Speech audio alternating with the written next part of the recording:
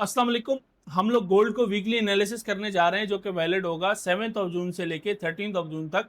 इसमें हम लोग देखेंगे कि कौन कौन से ऐसे इंपॉर्टेंट फैक्टर्स आ रहे हैं, कौन कौन से ऐसे फंडामेंटल रीजंस हैं जिसकी वजह से मार्केट एक बहुत अच्छा मूव दे सकती है। और टेक्निकल्स को भी हम थोड़ा सा डिस्कस करेंगे कि आने वाले वीक में गोल्ड किस तरह परफॉर्म कर सकता है हमारे पास। अब चलते हैं लैपटॉप स्क्रीन की तरफ। सबसे पहले चलते हैं फॉरेक्स फैक्ट्री की तरफ। हम लोग अगर यहाँ पे देखें, मंडे को हमारे पास कोई ऐसा डाटा नहीं है, फिर ट्यूसडे को भी हमारे पास कोई खास डाटा नहीं है। वेडनेसडे से हमारे पास इंपॉर्टेंट डाटा आना स्टार्ट होते हैं जो कि कोर सीपीआई हमारे पास है, जो कि मंथली है, ईयरली है और क्वार्टरली हमारे पास यहाँ पे इसके डाटाज हैं। फिर थर्सडे को हमारे पास इंपॉर्टेंट पीपीआई की न्यूज़ है। तो थर्सडे और वेडनेसडे हमारे पास एक इंपॉर्टेंट दिन होने वाले हैं फंडामेंटल्स के लिए। अब चलते हैं थोड़ा टेक्निकल्स डिस्कस करने के लिए। अगर मैं यहाँ पे आपको डे का टाइम दिखाऊं गोल्ड का अपने पास, तो डे के टाइम में हमारे पास जैसे प्रीवियसली हमने एक डिस्कस किया था कि ये एक बेरिश फ्लैग टाइप का स्ट्रक्चर बन रहा है यहाँ पे। तो बेरिश फ्लैग टाइप के स्ट्रक्चर में ये हमारे पास एक बेरिश फ्लैग बन रहा था।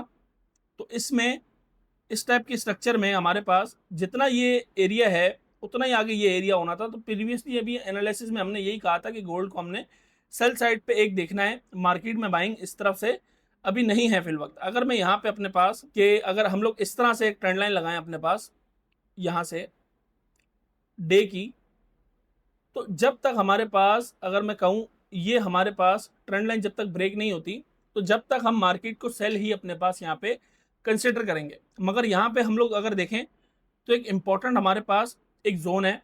अगर मैं जोन को ऐसे मार्क करूँ, इम्पॉर्टेंट हमारे पास एक जोन है। अगर मैं जोन को ऐसे मार्क कर लूँ अपने पास, तो ये इंपॉर्टेंट जोन हमारे पास है। अगर यहाँ से भी मार्केट हमारे पास से अगर निकल जाती है ना, यहाँ से भी मार्केट हमारे पास से अगर एक डाउन साइड की मूवमेंट दे देती है, तो फिर मार्केट एक अच्छा हमारे पास बेरिश मूव यहाँ पे इस तरह से हमें मार्केट में देखने को मिल सकता है।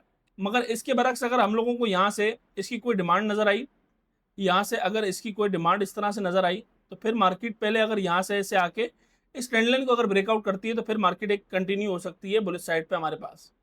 तो ये दोनों हमारे पास एक पॉसिबल सिनेरियो है जो कि डे वन में हमें ये चीज़ बता रहे हैं कि मार्केट आने वाले टाइम में किस तरह हमारे पास यहाँ पे परफॉर्म हो सकती है। अब थोड़ा सा छोटा टाइम फ्रेम करते हैं। अगर H1 करूँ अपने पास, ये एरिया मेरा बड़ा ज़बरदस्त है। तो मार्केट को पहले अपना ये वाला एरिया को ब्रेक करना होगा, फिर अपने इस एरिया में मार्केट को हम देखेंगे कि आने वाले वीक में ये दोनों एरियाज जब ड्रॉप हो जाते हैं, तो ये मेरे पास एक अगेन सप्लाई जोन आ जाता है। ये अगर मैं इस एरिया के बाद अगर ये अपना एक निकालूं, तो ये मेरे पास एक फिर सप्लाई जोन आ गया। तो इस सप्लाई जोन को भी हम लोग मार्केट में कंसिडर करेंगे। तो सप्लाई जोन के बाद हम लोगों को अगर ये मार्केट यहाँ से ट्रेंड लाइन को ब्रेक करती है, तो फिर हम लोग एक कह सकते हैं कि मार्केट एक कंटिन्यू बुलिश मोमेंटम में आ जाएगी। मगर फिर वक्त के लिए गोल्ड को हम लोग सिर्फ सेल साइड पे कंटिन्यू करेंगे, इसकी बुलिश मोमेंट हम लोग यहाँ पे नहीं देखेंगे।